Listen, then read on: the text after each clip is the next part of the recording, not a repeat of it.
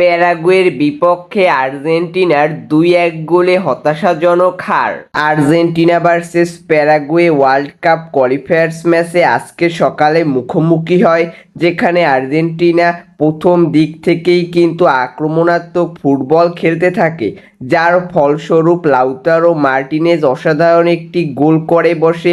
১১ মিনিটে দূর থেকে পাওয়া একটি পাসকে গোলকিপারকে বিট করে গোলে কনভার্ট করে লাউতারো মার্টিনেজ। এরপর যেন প্যারাগুয়ে শক্তিশালী হয়ে ওঠে আর্জেন্টিনার কাছে, যেখানে প্যারাগুয়ের একটি বলকে অসাধারণ বাইসাইকেল কিকের মাধ্যমে গোলে কনভার্ট করে সানাবেরিয়া, যেখানে ১৯ মিনিটে প্রথম গোলের দেখা পায় প্যারাগুয়ে, যার কারণে খেলা ১-১ গোলের সমতায় ফেরে। কিন্তু প্রথমার্ধে আর কোনো গোলের দেখাই পায় না কোনো দল।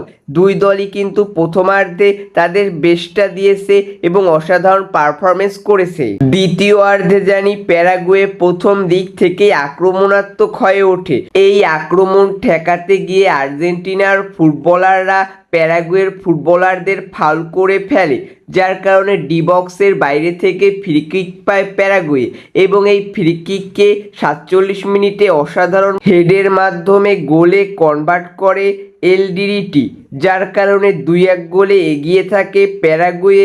এরপর আর্জেন্টিনা অনেক চেষ্টা করেও আর গোলের দেখা পায় না প্যারাগুয়ের বিপক্ষে, যার কারণে আর্জেন্টিনা প্যারাগুয়ের কাছে ২-১ গোলে হেরে যায়। প্যারাগুয়ের বিপক্ষে আর্জেন্টিনার এমন হার অবশ্যই হতাশাজনক।